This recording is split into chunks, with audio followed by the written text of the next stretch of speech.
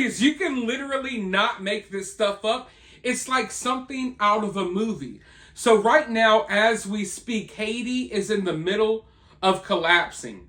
The leader has already left the country. They say he can't come back.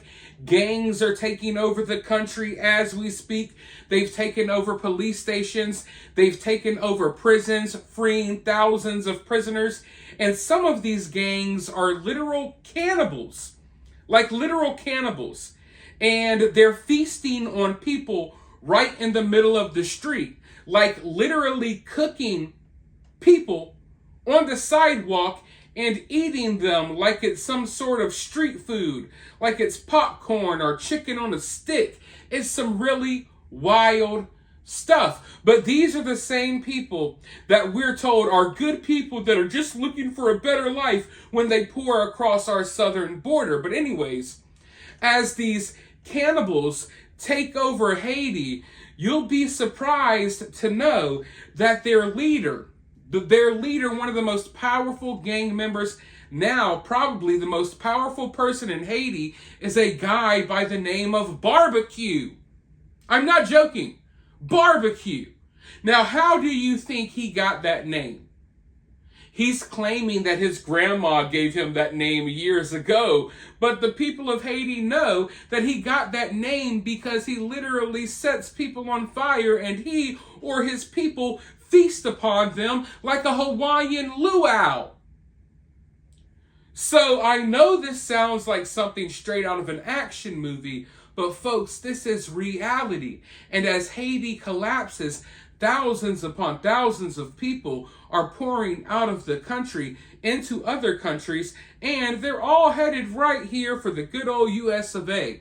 But let's go ahead and learn more about this BARBEQUE character because this is just some wild stuff, y'all. I don't mean to laugh because it's sad and crazy, but damn. Gang leader named BARBEQUE is now most powerful man in Haiti as U.S. evacuates Americans. Haiti's most notorious gang leader, known as BARBEQUE, may be the most powerful man in the nation as the prime minister remains unable to return home. On Sunday, the U.S. announced that troops had evacuated Americans from the U.S. Embassy and brought in additional forces to secure the diplomatic compound in Port-au-Prince.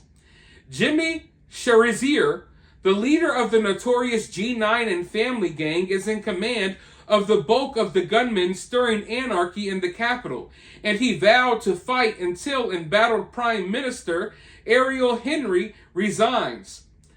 I am ready to make an alliance with the devil, ready to sleep in the same bed as the devil, BARBEQUE told his supporters last week as his fighters destroyed police stations and other government facilities. Some claim that the rifle-wielding 47-year-old mobster's nickname comes from his penchant for setting his victims on fire, though he claims it's an old moniker his grandmother gave him as a boy. He has likened himself to Martin Luther King Jr. During an interview with The New Yorker last year, he was previously a member of the Haitian National Police.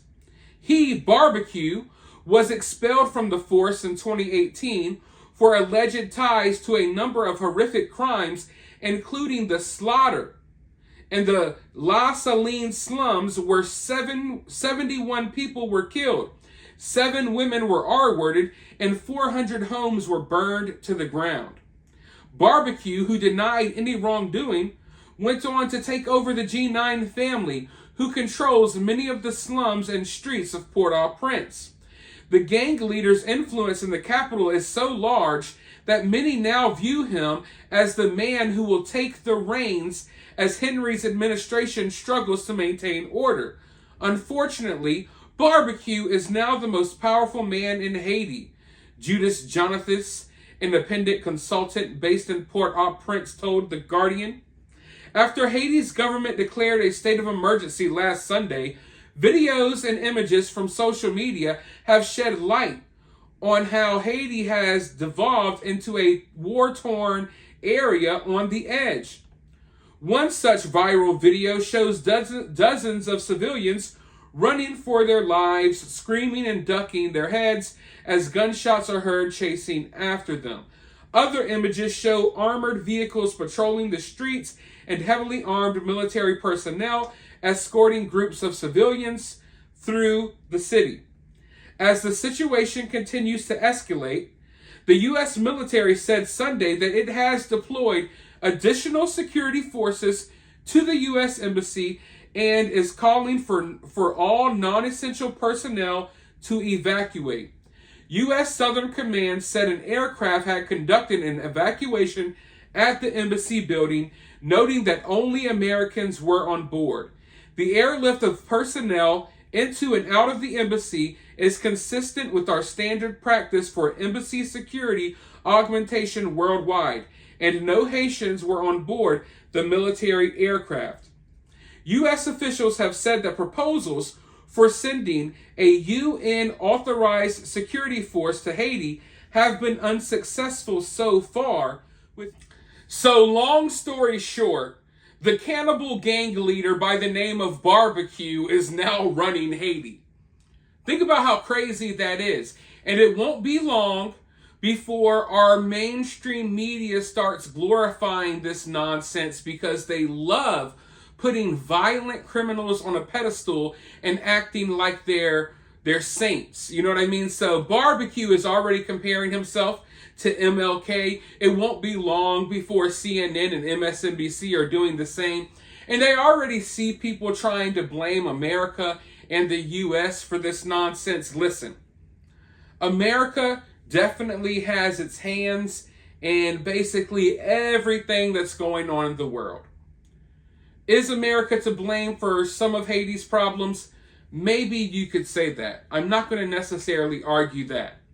But America, the U.S., they aren't cooking people on the sidewalk, making these people feast upon other human beings. Okay? So you can't blame America and big old bad US of A for everything. So before you sit here and blame America for this, as you try to find excuses as to why we should allow these people into our country, understand that America may have done this, Canada may have done that, France may have done that, but they are not responsible for literally roasting people on the sidewalks, okay? This has something to do with the people there, the mentality, and I don't see any way to fix this. People have tried to fix this. You can't fix this. There are other countries that have dealt with foreign countries, tampering with them, like the Dominican Republic right next door, that seems to be doing pretty well, okay? So there's plenty of countries that have had the U.S. or France or England or whatever, tampering with their countries in the past, and they have gone on to do fine. So we can't sit here and blame the U.S. for the reason why Haitians are cooking each other and eating each other in the streets. So that's all I'm going to say about that. Regardless of who you think is to blame, I don't want these people anywhere near me, and I don't view these people as being on the same level as I am or as you are, and I'm not going to pretend like I do, because once you do something like, what they're doing, how are you any better than animals? And these people's minds, they're not developed in the way that we're developed. It's just like, it's like we're from two totally different planets. That's the reality of it. And you can't take people like this and mix it with people who, who don't cook their neighbors in the street. These two cultures don't mix. And it's not going to work out. It's always going to end up tragically, like we've seen all across America, as these illegal immigrants are killing innocent women and children. But with that being said, BARBEQUE and all of his minions, they'll be coming across the border. They're probably, a lot of them already here. And the situation in Haiti is going to get worse. They're already talking about sending in forces. We already got U.S. forces there protecting the embassy. I wouldn't be surprised if we see some young men and women from America dying in this situation, protecting the embassy. We don't know how far that will go. They're talking about sending UN forces in there to fight BARBEQUE and the cannibals. So before we know it, we may see American soldiers over here getting eaten while fighting these people. Who knows what's to come next? But regardless of what happens, one thing that we do know for sure is that a lot of these people are going to end up in America. And that's just plain and simple. If they're not going to come across our southern border, they will secretly fly them over here on airplanes. But with that being said, let me know your thoughts about this down in the comments below.